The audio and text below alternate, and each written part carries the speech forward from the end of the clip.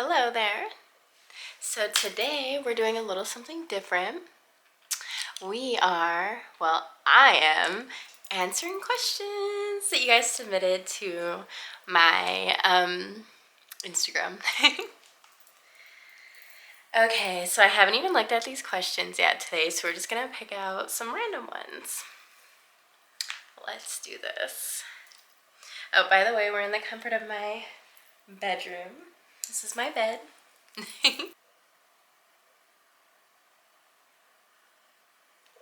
You emit so much light. How do you stay in that energy? Is there any challenges? I really like this question. So, one, I love that. I feel like I've worked really hard to get myself to a place where I can be a light and not just like some darkness, because I feel like I actually have tendencies to be very negative. Well, I used to, and now I feel like I think very positively majority of the time. It's really hard because I think that you have to fake it for a little while before you actually believe it, and then once you get in the hang of believing it and being grateful, then I feel like you have it all. That's how you do it. It's being grateful, having gratitude, being really appreciative of even like the small things. Like, say you're having a bad day, but someone smiles at you, like just be appreciative of that. And then through that, I feel like you just start to see the world very differently. Besides content, are there any hobbies you love? So I don't know if you guys can tell through like my pictures, but I love reading. That's my favorite hobby right now. I feel like you can just escape through books. And my favorite books to read are romance novels. I'm a lover at heart, and I really love romance smut books. So that's my favorite hobby right now. Something else I love to do is hike. I love to hang out with my friends. I have a lot of animals, and one of my favorite hobbies is taking care of them as well. And I have a garden and a lot of indoor plants that I love to take care of. What is one goal you would like to achieve in 2024? I really like this question. So one goal I would like to achieve in 2024 is that I would like to just really get used to accepting when things aren't for me, like relationships, friendships, opportunities, anything like that. Sorry. I have a tendency to control situations, or at least attempt to control situations. And one of my goals this year is to really just start mastering the art of letting go of anything that is not meant for me. Are you single? If you watch my YouTube videos, you'll know, because I talk about him, that I'm not single. I have a boyfriend. We've been dating for quite some time. And yeah, guys, I'm not single. How do you afford living this amazing lifestyle? So, without going too in depth about my job, because I don't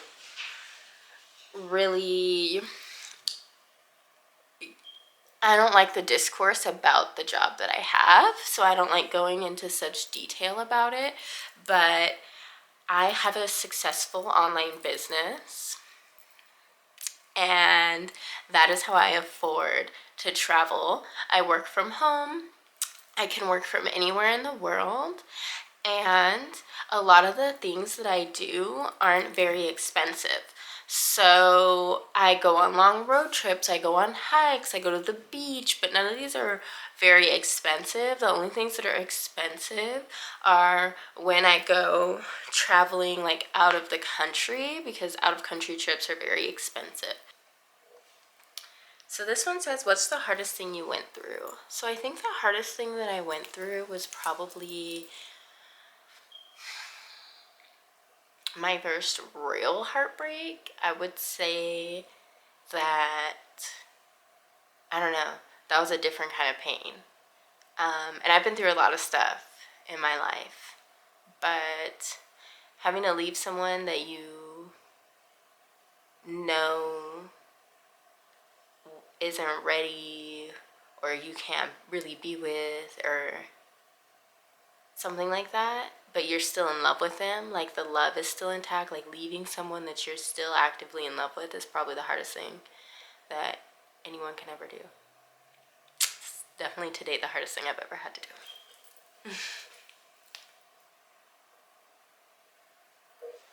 It says, do you have plans to get married or have children? Also, thank you for saying you love my page.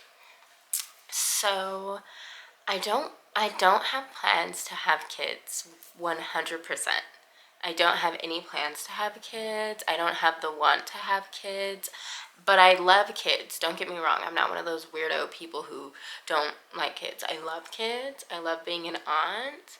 I just don't see that for my future. I think being a mom requires a lot of sacrifice, more than, I don't know, they let on that you need to sacrifice, especially coming from my friends that are mothers. And it's just not something that I want to do. I enjoy being able to wake up at like 10 a.m. if I want. I enjoy being able to wake up and like go to the beach and go to the gym and not have to come home. And I just think that life is not for me. About marriage, I'm not really sure about it. I think that I'm open to it if it's something that my partner really desired, or if it was just like a random, like, oh, we're on vacation, let's get married type of thing. I'm not too keen on it though. I think you can have a really beautiful partnership, long-term partnership, without marriage. I don't think that's necessary. I think that marriage becomes necessary when assets and kids are involved.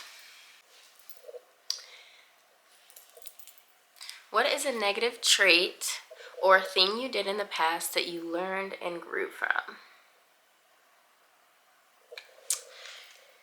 So, a lot of stuff happened to me like when I was a child that I'm not gonna like deep dive into, but it led me into having a lot of like emotional turmoil when I was a teenager. Like, you don't really know how to deal with that kind of stuff. You're not given the proper tools to deal with it because you shouldn't be dealing with it. So for me, I ended up doing a lot of bad things. I ended up doing drugs, like popping pills, hanging out with people much older than myself. And that's a very negative thing, I think, that I did. I didn't. I ended up doing a lot of like illegal stuff to be able to afford to do the things that I was doing. And I was really young. So I went to juvie, and then I ended up going to boot camp for a year and a half. It was like a government mandated boot camp. And I learned a lot from it. I learned a lot of like emotional tools and healing tools. And I 100% believe that it made me into the person who I am today. And I like that person. She's pretty cool. I learned a lot from that. I learned to watch who you trust. Not everyone has your back. Yeah, a lot of crazy stuff. Maybe I'll tell you guys some crazy stories sometime. Next question. Why did you stop streaming on Twitch? So I stopped streaming on Twitch because I don't play video games that much. I don't play video games that much anymore, guys. I travel a lot now. I go hiking a lot now. I garden. I don't have the space to play video games anymore. I still do sometimes, don't get me wrong, but I just don't really enjoy it that much, and I don't really enjoy entertaining a live audience. I don't like the pressure of it. I don't know, it doesn't make me feel good. It doesn't spark joy. And this is my final question. Where do you find inspiration when you are not motivated?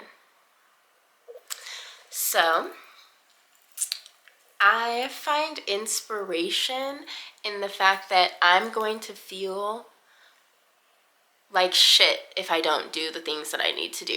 Sorry to be crass, but my inspiration is to feel good. If I lay in bed and I don't do the things that I need to do, I'm gonna feel bad.